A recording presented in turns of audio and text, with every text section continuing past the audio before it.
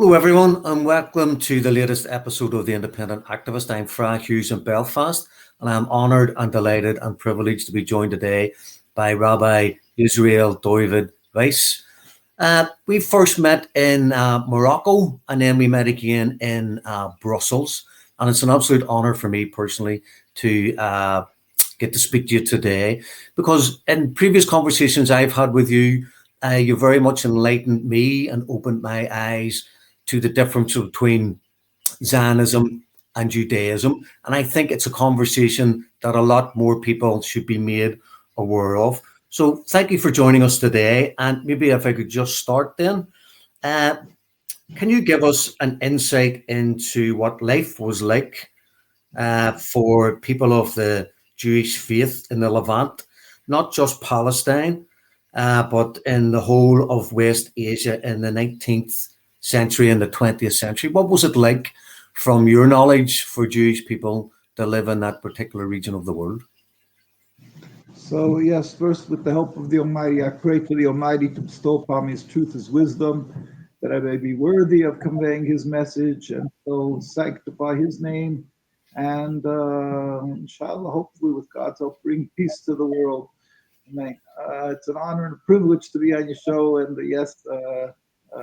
I'm very humbled and thankful to you for giving us the opportunity to what we feel we know is critical, to explain to the world that they are being duped, they are being ensnared into just a colossal crime of assisting the Zionist state of Israel in their occupation of the people of Palestine, and the disruption of how the life was of the coexistence, the harmonic coexistence of Jews and Arabs, Jews and Muslims, and Jews in general around the world, as is required by us in the Holy Torah and our Holy Scripture and the Bible and the Jewish covenant that we made, which is that we are, as a Jewish people, required to be loyal citizens in every country we reside. That's a fast and true and a direct command of the Almighty. So even if we are being mistreated in certain lands, it does not negate, it does not release us of the obligation of being loyal citizens in every country. You can go back to Daniel and the prophecy where the king said that he should bow to idols, and he answered him. He said, when it comes to taxation, etc., we are your loyal citizens.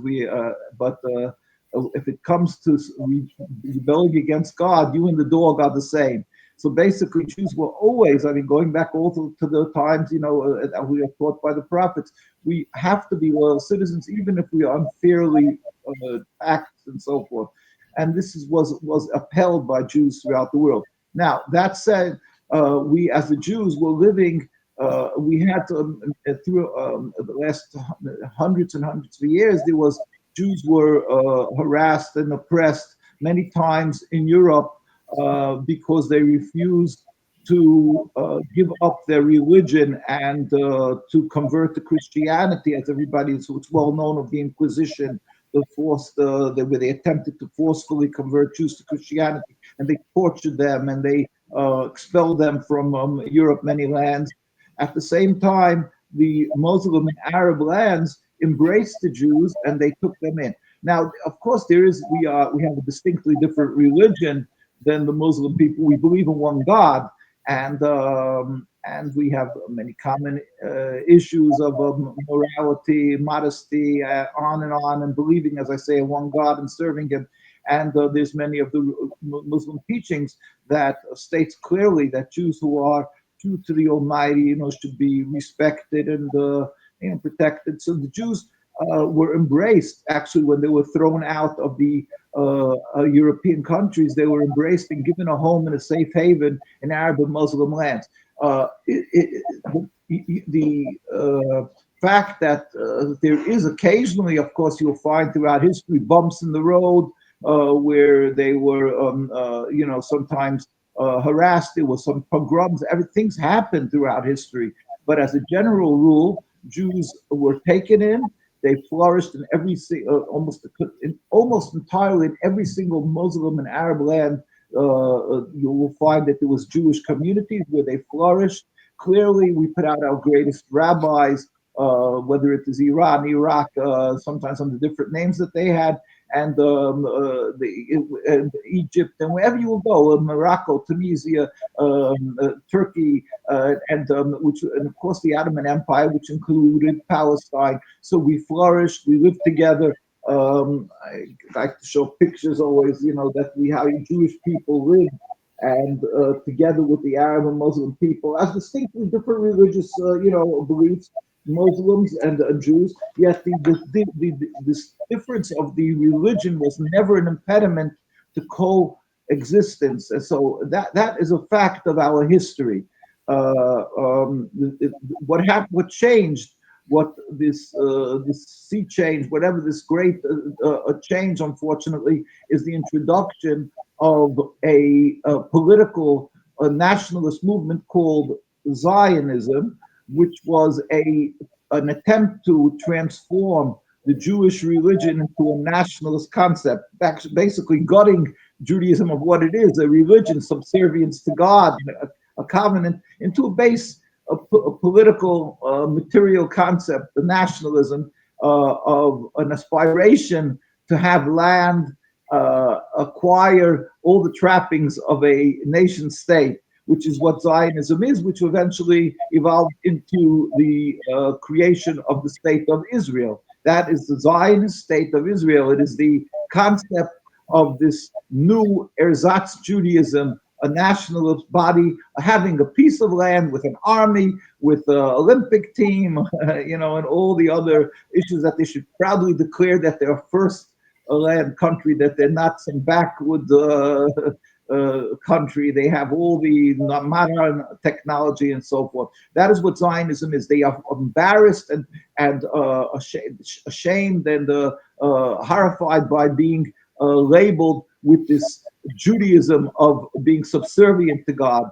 They may say that they allow religion, supposedly, which is very questionable, and that they allow the practice of Judaism, because the truth is that they harass and oppress the ones who are true to the Jewish religion. We have many pictures of Jews being brutally beaten and subjected to arrest and torture and on, that Jews, simply because they are upholding the Jewish religion, and they're refusing to accept this Zionist occupation. So the Jews who are living there, you can see all the many that these are pictures of how when they demonstrate peacefully, they never have guns.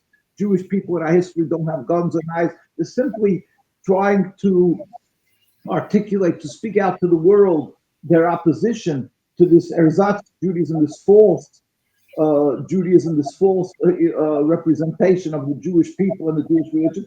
So they get here, they're being sprayed with this constant, with these chemicals that destroy the clothes and makes them sick. And they're arrested, they're murdered, they're assassinated. This is going on for 77 years. Why?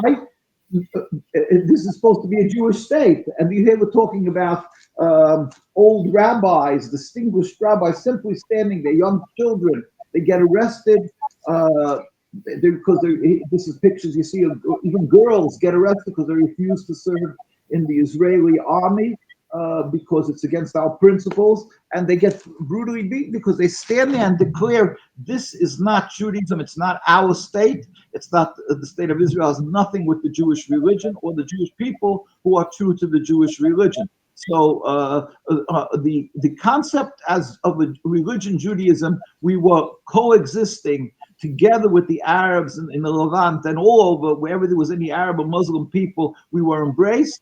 And on the contrary, we are so closer to the Muslim religion than to other religions because we believe in one God. And there's distinct differences, but basically we believe in one God and that we have to serve the Almighty. And morality in many issues are the same as very similar as kosher and halal and on and on. So we lived there, we flourished, put out our greatest rabbis, and we would be continually living together.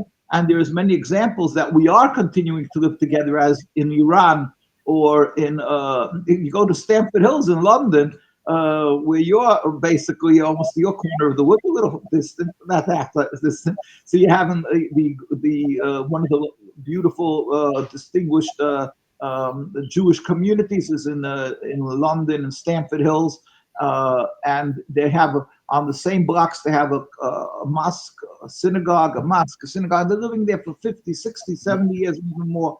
And they have, and even though they have a distinctly different religion, it's not any impediment of coexistence. They respect each other, help each other, and live together.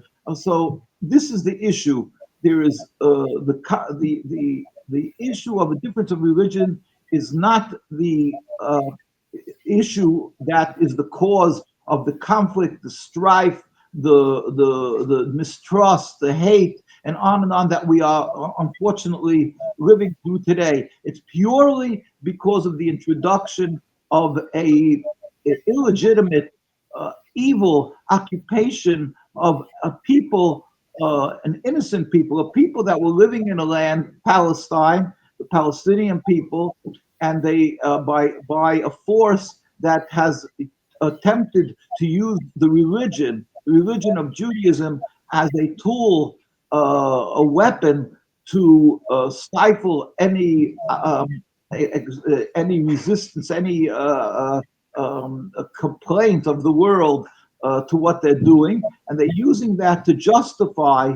They're using the religion to justify their usurping, taking over the land, stealing the land from a people, and that is unacceptable, and it's against Judaism clearly. And the ones who are true to Judaism have always from day one around the world, all the Torah authorities, including in Palestine, the heads of the Jewish community have stood up and declared unambiguously, clearly, that this is not it's not our representation. The state is Israel. They're representatives of Zionism before there was a state. It's all false. It's bogus.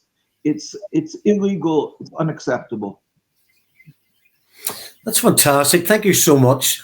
I just want to unpack some of that, maybe from my kind of perspective as someone outside of the Judaic religion. But I agree with nearly everything you've said. And some of the things I maybe want to just focus on briefly are, I mean, I would be what's described as a non-practicing Roman Catholic. So I was brought up in the Roman Catholic Christian faith, but that is not a race or a nationality. That is a religion. So you can be Roman Catholic in Ireland, you can be Roman Catholic in America, you can be Roman Catholic in Africa. And for me, Islam, Judaism, Christianity, Hinduism, they're all the same in that people can follow their chosen faith, but be a member of a national sovereign identity. So if you're Jewish in Iran, you're Iranian. If you're born Jewish in America, you're American. If you're born Jewish in Britain, you're British. But it appears like through Zionism, through this political ideology, which is a reaction to European anti-Semitism. So if we agree that they had pogroms in Spain in 1492, they had pogroms in Russia and in other parts of Europe throughout the centuries, but in the late 19th century, these things seem to come to a head.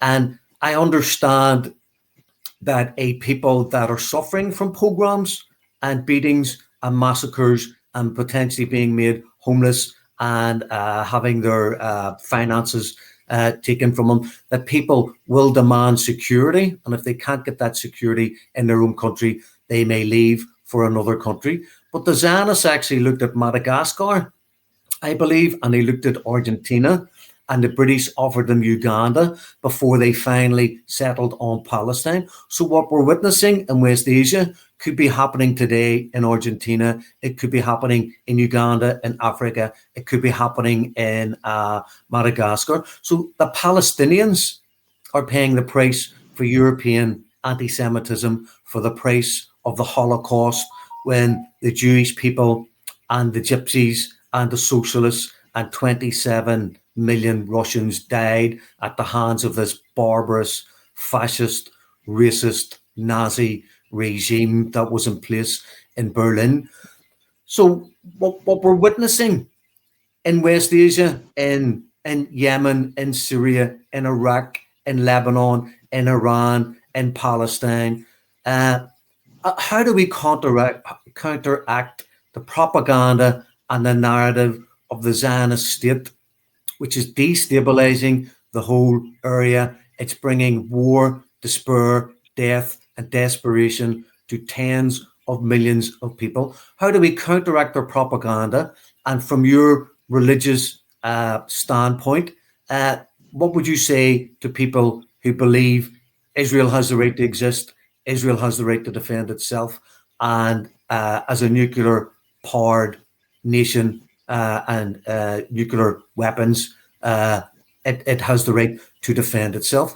Do you agree with those statements? Do you disagree with those statements? How do we end this racism and this fascism that appears to be at the very heart, sadly, of Israeli society, which has moved to the right very much so in the last 80 years? Well, with the help of the Almighty, first, let me just, again, I did mention that all the rabbis oppose this. I just want to make even show clearly, this is at the time, 1947. 1948 was when the United Nations ratified the State of Israel, the creation of the state. And here you have the chief rabbi, Rabbi Dushinsky, nothing to do with the rabbinate of Israel and the chief rabbis, which again is a farce. It's just it's the window dressing. It's the cover of the state of Israel, just like they use the Star of David. As it's all bogus, hijacking, using the identities of Judaism and using the name rabbis and rabbinate, which they made another rabbinate. But there was a rabbinate of Jews. There was the Jewish communities living there for hundreds of years, and even more than hundreds of years in Palestine. And the ones they had representatives, and the chief rabbi, Rabbi Dushinsky of blessed memory, pleaded with the delegation of the United Nations that came to investigate if they should help create this state of Israel. And this is in the United Nations documents. He stated, "We furthermore wish to express our definite opposition to a Jewish state in any part of Palestine." Declaration before the United Nations on July 16, 1947. He said that we don't want a Jewish state. It wasn't even, they didn't have the name yet. Just no Jewish state that you're going to use falsely the name of Judaism. We don't want this. Why? So you have to understand why. So let's just clarify so people should be able to get their heads around the whole issue here. Judaism is a religion of over 3,000 years that we made a covenant with God on Mount Sinai. Over 1 million people were there by Mount Sinai, Jewish people, children of Abraham, Isaac, and Jacob, and it was passed down through the generation. We made this covenant to be subservient to God, accepting the Torah that was given by God to Moshe Rabbeinu, Moses, who took it, gave it to the Jewish people. Everybody witnessed it. Over 1 million people were people of the book. It was never throughout the generations, there was never a gap in our history. It was never refuted by all these people, that over 1 million people, it was passed down, as I say, generation to generation. It's well recorded. And the Jewish people accepted to be subservient to God, uphold all the laws of the Torah. What was a requirement then that the Jewish people should go into the Holy Land and build a temple and so forth, and anybody who didn't worship idols were able to remain there. This was the Jewish, and they went into miraculous happening that was witnessed by everything. The walls of Jericho sunk in, so it was godly issues, and they remained there. But they were warned by the prophets very clearly, by Ezekiel, Isaiah, Jeremiah, all the prophets, that they will be sent into exile if they cannot be on a very high level of spirituality, because it's a holy land. So if we're not on a distinctly very high level of spirituality, then we will be rejected by the land, like a body which is sensitive rejects a foreign object. So we were sent into exile.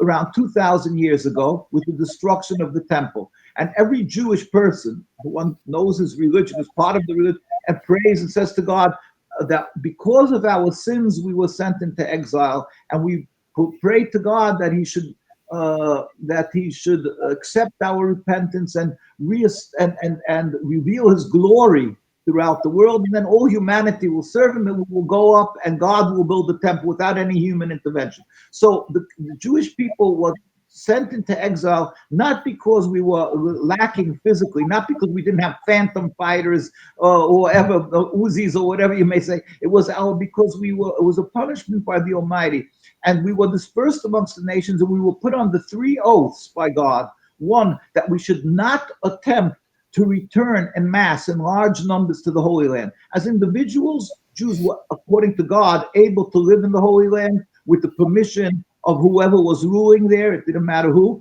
And so we were able to live, and we did reside in the Holy Land as individuals throughout the history of this 2,000 years of exile. We remain as individuals again, but not as a nation. We are not to attempt to return in large numbers en masse. That's one oath. Second, not to rebel against any nation. We have to be loyal citizens, as I mentioned earlier.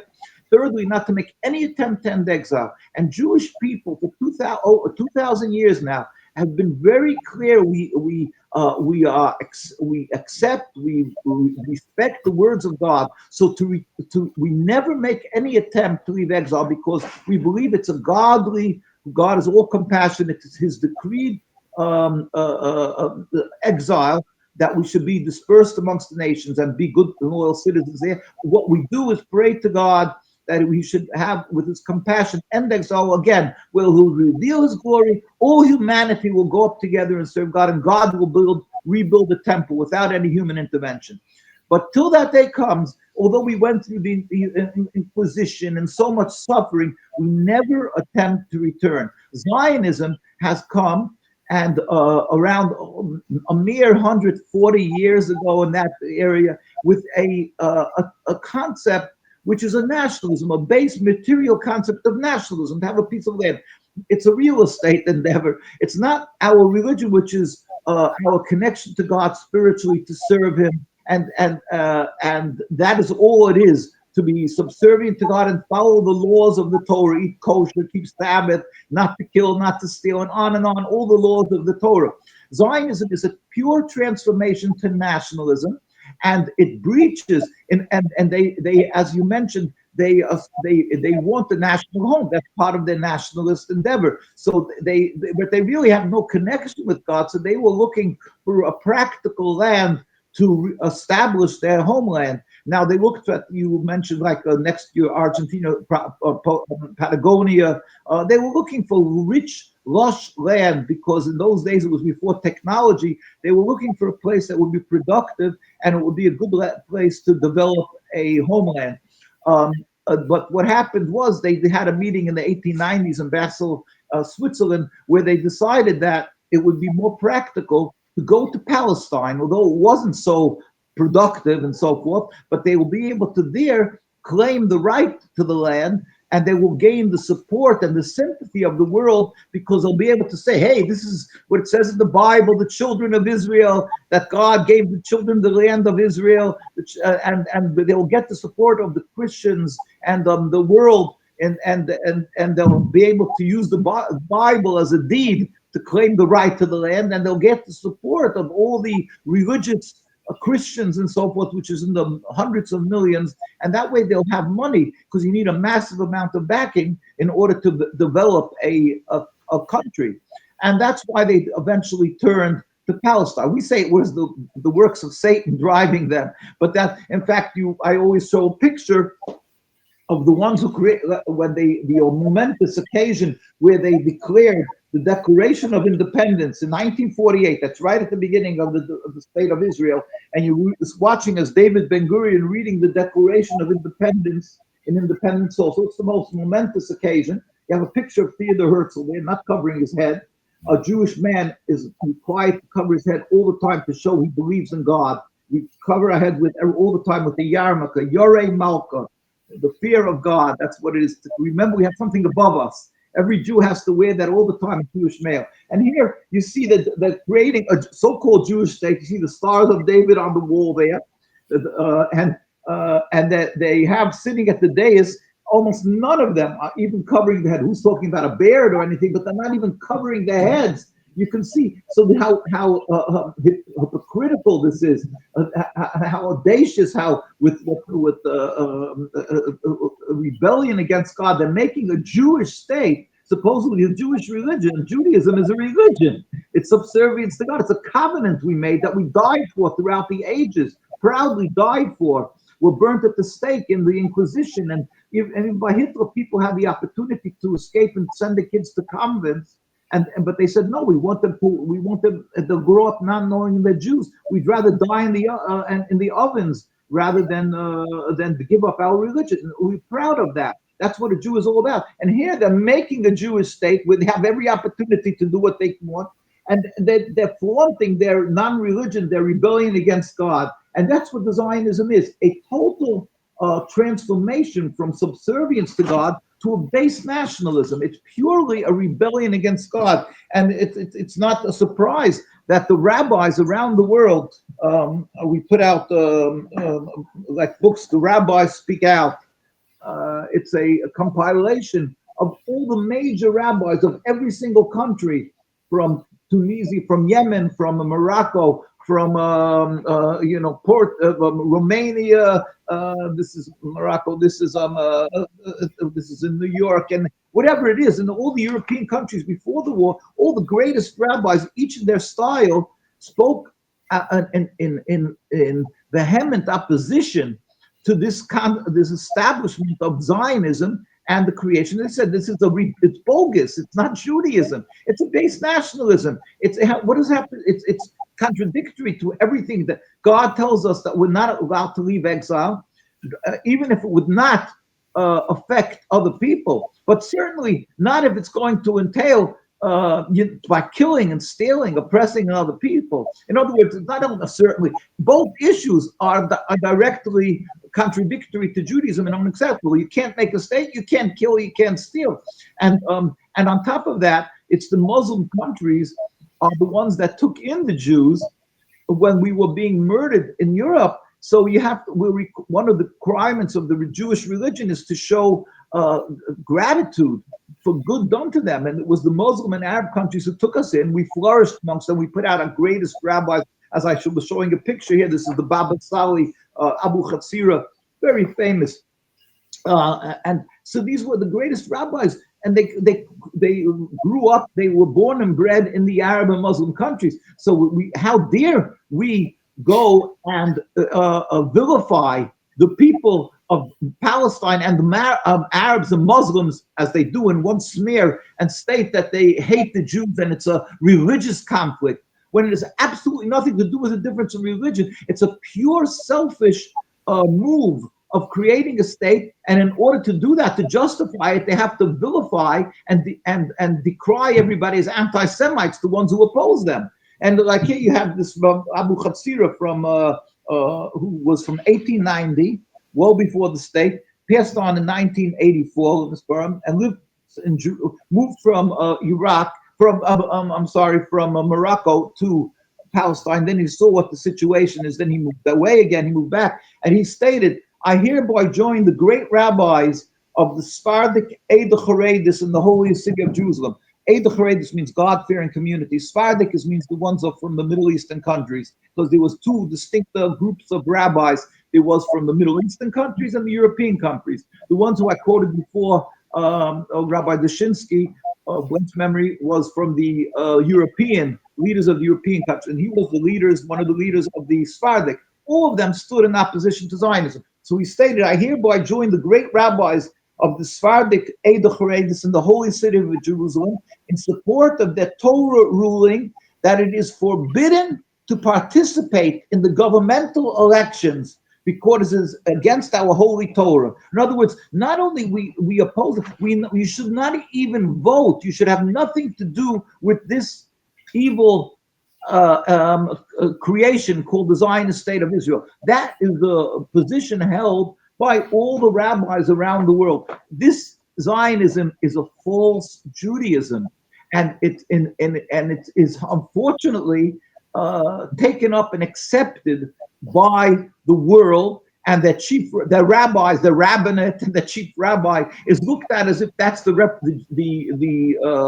religious representation of Judaism. It is beyond belief because it is in direct rebellion against all the established Judaism around the world. And yet the world says, oh, this is the new dollar. You know, you the counterfeit, the old dollars that were printed, those are all false. And this is the right ones. It's crazy. That's what they're doing to us. And they're accepted. And anybody, we're getting beaten on the streets of Jerusalem. We're getting beaten, murdered, assassinated for 77 years since the existence of the state. And the world is silent, ignores it. The world is silent when they do the atrocities to the people in Gaza and Palestine daily. And when anybody starts raising an eyebrow and says, hey, what's happening here? So they say, whoa, you know, we're dealing with these terrible terrorists. They're just out to kill the Jews. And you know, it's all Hamas.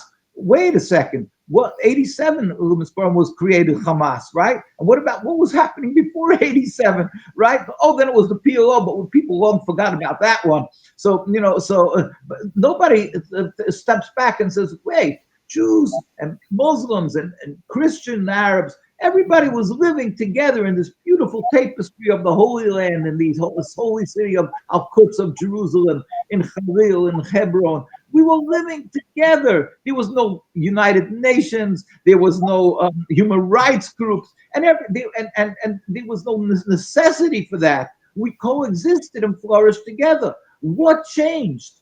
One issue, an introduction of these interlopers called the Zionists that came from Europe, this group of people with the selfish endeavor to create a state. That is where the destruction, the evil, that is what the problem is. Why is the world ignoring what is so clear and open to the world to see? But it's the works of Satan. That's the only explanation, that it's a satanic thing, a satanic power that has put the world into a stupor and is accepting it. Thank God. I mean, just recently, it's unfortunately through a terrible, tragic event, the 2 years of this murder of blatant, that's viewed by everybody, of the people in Gaza, has sort of shocked the world, at least the layman, the grassroots, into awakening and saying, you know, something is wrong here. We're not anti-Semites, and something is wrong. How can you keep on doing this? That's what we're dealing with today, and we hope that the world will change, or God help, and stand up, and we hope that just like apartheid was removed, and nobody will justify apartheid today. The same thing is with the Zionist occupation. It's not a Jewish religion that's coming back home. It's a selfish, flawed, political, nationalist movement that has to be removed. God help, speedily and peacefully. Wow, that's fantastic. I really enjoyed listening to you, what you were saying. I want to agree with you on several points. One of them that Zionism in Basel in Switzerland, they were mainly secular or atheists. These people weren't overtly religious. They weren't looking for a homeland for necessarily for the promotion of the Jewish faith. As you've said, it goes against many of the Judaic teachings. But for my money, it is a white Anglo-Saxon, European, colonial, imperialist footprint in the Levant. I see what's happening in Palestine and the region as what happened when these very self-serving individuals went to North America. They went to Canada, they went to Australia, they went to New Zealand, they went to South America. They butchered the native inhabitants. What we're seeing in Palestine is displacement through replacement. It's not, in my mind, about Jewish people going back to the Holy Land and their historical roots. It's about white Europeans with greed in their hearts and avarice in their minds, seeking to build a state on the broken bones, the broken bodies, the broken dreams of the indigenous population. We've seen it before. There's nothing new, only instead of it being white European Christians, it appears to be white European Zionists, some of whom profess to follow the Judaic religion. So just in conclusion, I'd maybe like to ask maybe two things. One of them is we've witnessed Israeli society move further and further and further to the right. Like people talk about ISIS, they talk about Daesh, they talk about the usurpation and the corruption of the Quran to be used for political and geostrategical outcomes within the region. I mean, could we say that there are people using the Judaic religion for their ideological, political positionings to create the greater Israel?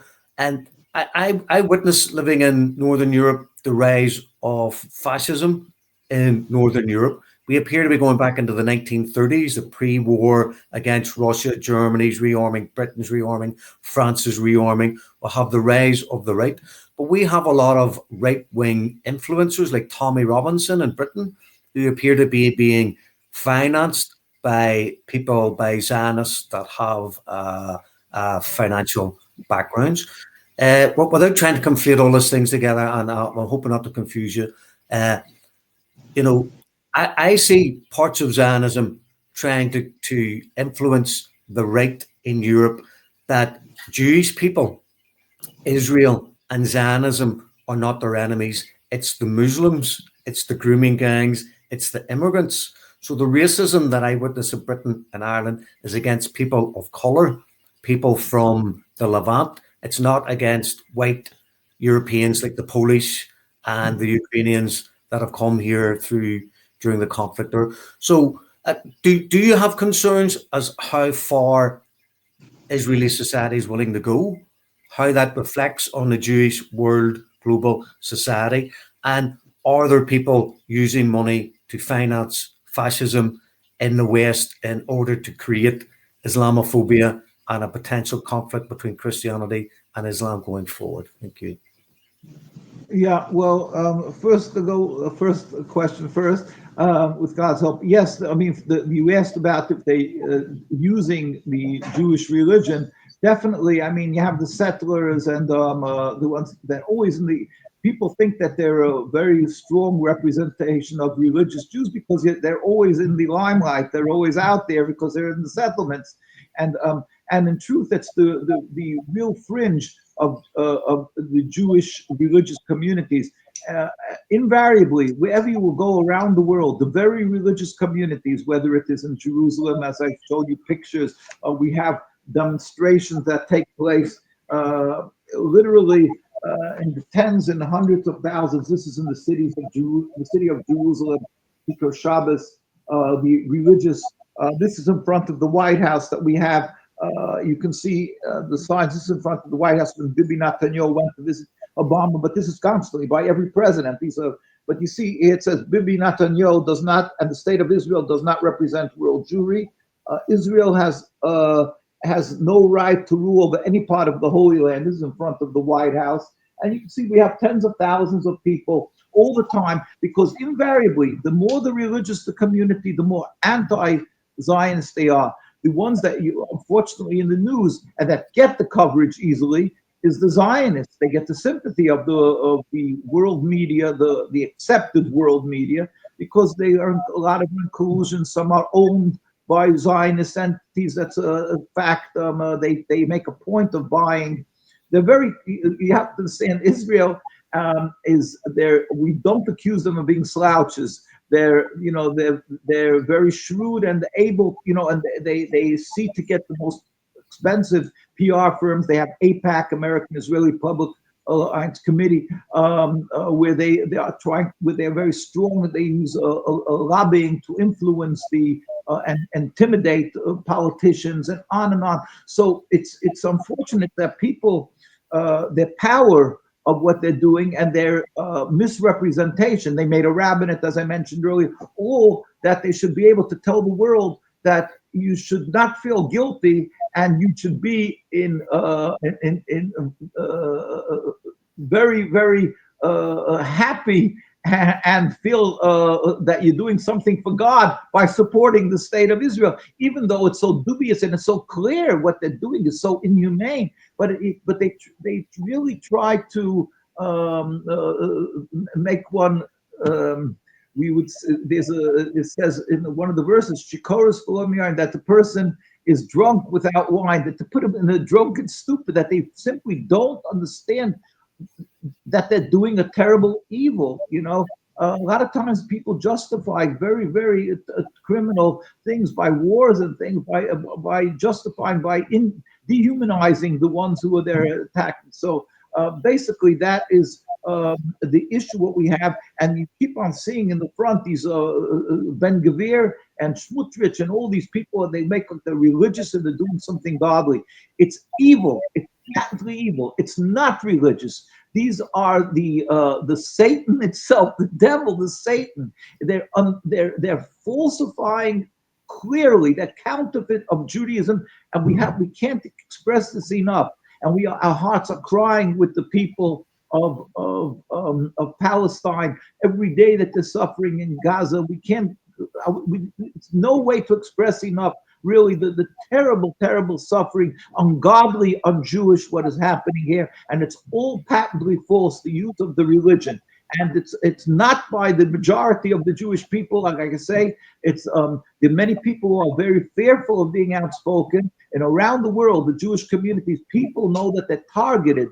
They're worse to the Zionists are much more violent and dangerous to the ones who are Jewish and religious, who stands up. They've assassinated many rabbis. People are very afraid to stand out. If not, you would have hundreds of thousands around the world constantly demonstrating. As it is, thank God, we demonstrate, we stand up. But unfortunately, even when we do stand up, the world media is either intimidated, either part of Zionism, or intimidated to stand and object to this.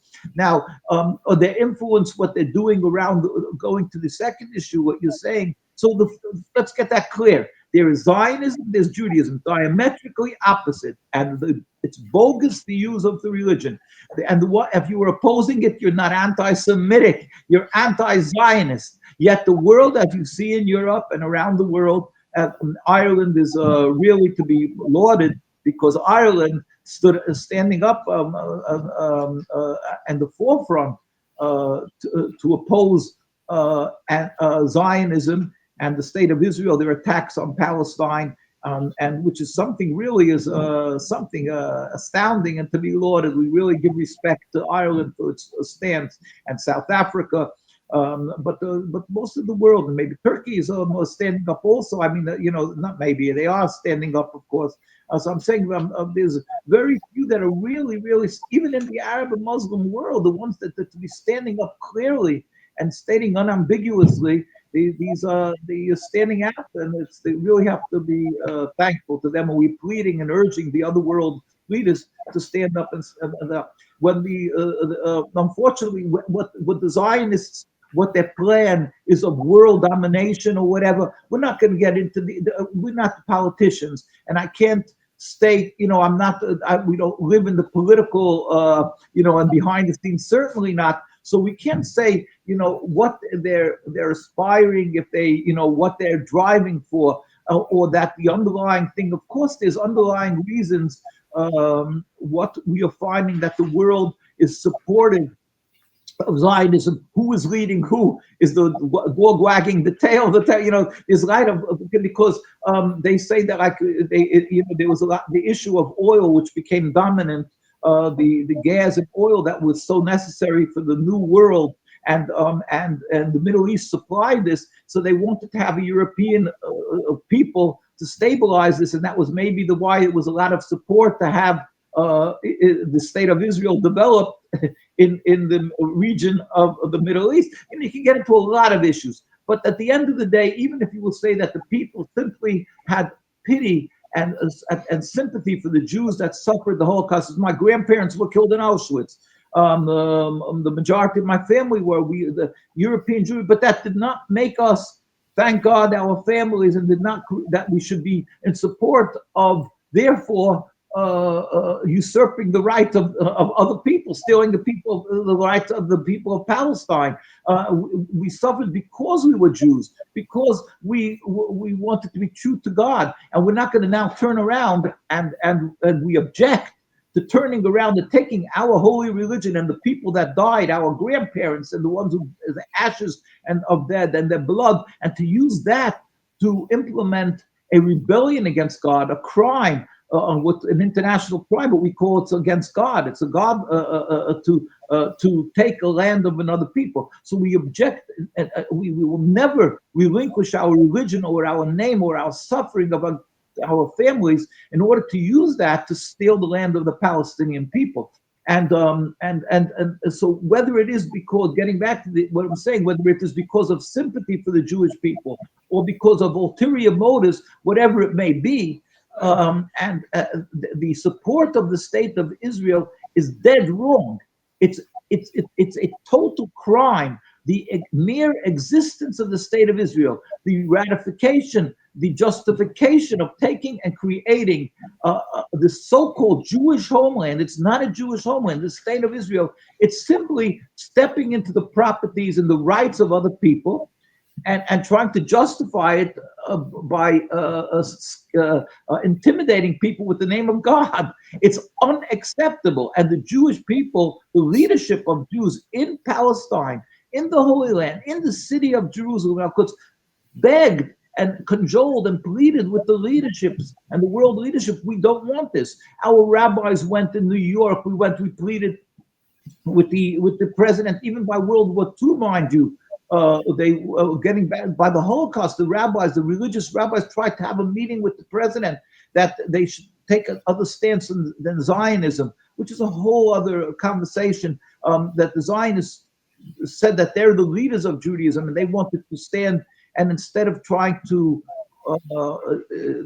placate Hitler or whatever, it's a whole other subject. I shouldn't get it, but the fact that Zionism always has intimidated and stifled the voice of the religious rabbis, the religious communities, and they've destroyed the Jewish communities. They've destroyed the coexistence of Jews and Muslims. They've created havoc on the world. What they're doing, what their ultimate goal is, whether they only want the Palestine, or they're trying to, make some major change in Europe and all these things. This is an issue that we don't get into because we are reluctant to get into these things. We are talking about base, clear facts. The fact is that there is a false Judaism and ersatz Judaism. There are imposters, people using the name of religion, going around telling the world that they have a right to take the land of the Palestinians, and they are dehumanizing the people of Palestine, vilifying them, and demanding that they should be supported, and you should not hold them, the state of Israel, responsible, although they're killing innocent people. And the world is, at least the leadership is buying into that. So we are pleading again. Remember what I've mentioned: a Jew has to be a loyal citizen in every land. We approach our president always with respect. Even though we are very, very hurt and upset by what's happening in Palestine, we plead with them and respectfully stop immediately what is happening in Palestine. In the leadership in Europe, we are pleading with them that you step up to the plate. Remember who put you in that position. It's the Almighty that gave you this lofty position, and you will eventually answer to God. You have to do what's right. If not, it's criminal to even one human being that we are witnessing that is being killed, and ultimately will be killed if we don't stand up to the plate immediately. So the leadership is where, especially, it is critical that they must take the step. The world, humanity is to a certain degree standing up to and opposing this. But it seems when they come to a position of power, so they're into another sphere where you have to have a tremendous amount of money support and that, and a lot of the Zionist power is using this tool of money and monetary support to keep them in that position, and they feel they're looking at the immediate gratification, not at the true end of this, when they'll have to answer for everything that it's like when you're going past something that smells delicious and you want it right away, but even though it may be very unhealthy and it's very hard to fight them temptation, they're given a position of power, and they panic. They're afraid they're going to lose their power if they're going to stand up to this stick that is in front of them. But it's like you look through a keyhole in a door and you see the stick beating this door. So it's the stick. But if you open that door, you'll see there's a hand behind that. There's something, and it's not what your eye is seeing. And they're looking at the Satan who's controlling things and right at this position. But behind, there's a great Almighty who's looking at this as a test and waiting for the humanity to stand up and do what's right, to be courageous. You must do it. We will have to answer to God and to our children, to our grandchildren. Where were you at this suffering?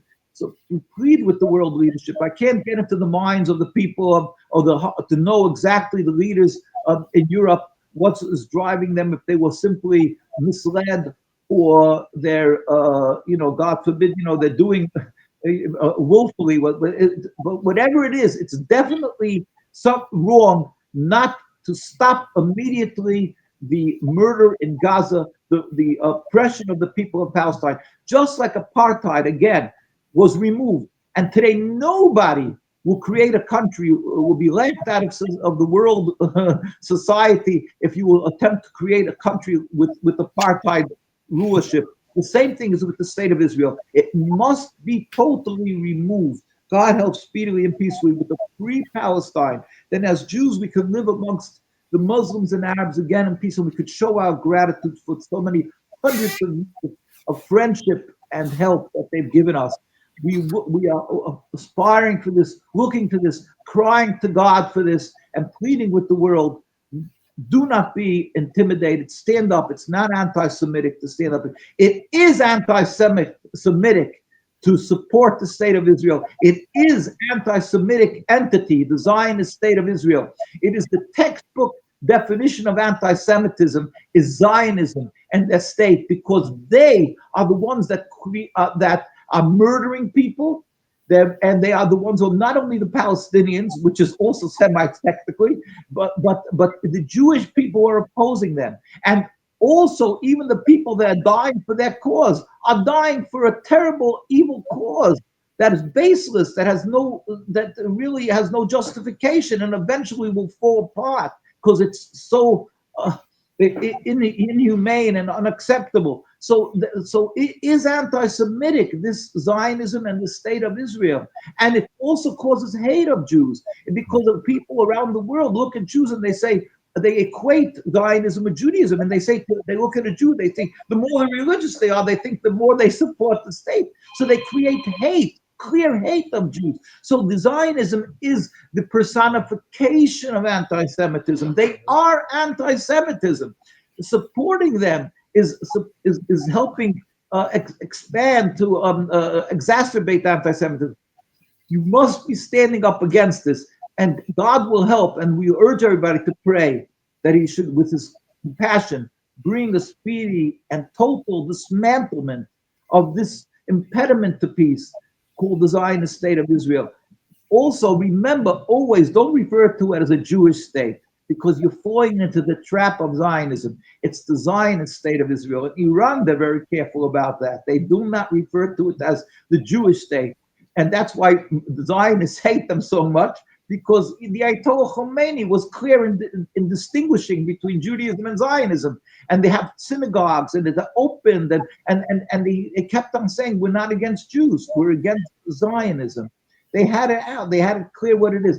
This is what you have to be distinguishing between Judaism and Zionism, and not being silent till ultimately God, with his compassion, will bring us a free Palestine and peace on the world.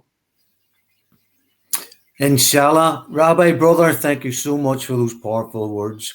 I've done my bit this year. I was on the Global Samud Flotilla, 42 days at sea and in port, trying to challenge the siege. I'd just like to say to everybody watching this today, please share this very important message. What our brother Rabbi Yosef Dovid Weiss has said is the true expression of the Judaic faith, which shows love, tolerance, and solidarity with every other member of the human race. Zionism is a political ideology. Israel is a white European construct within the Levant, which is there to help continue Western hegemonic oversight of the natural resources of that region on behalf of not of the people of the region, but of the West. So thank you again. It's a very small world in activism. I've met you twice. We've now chatted online. I look forward to seeing you again, brother. Thank you. I do also. I love to come to visit in Iran again. I was once years ago, and we would love to come again. It's because it is such a beautiful country, and doing righteous work. So we'd love to be there again and spread the word, and especially to the people of Gaza and Palestine. Our hearts are with them. Let the world know that. Let them know that. Thank you. Next time you're in Europe, come and see us. Thank you. Salam. And congratulations for being on the flotilla.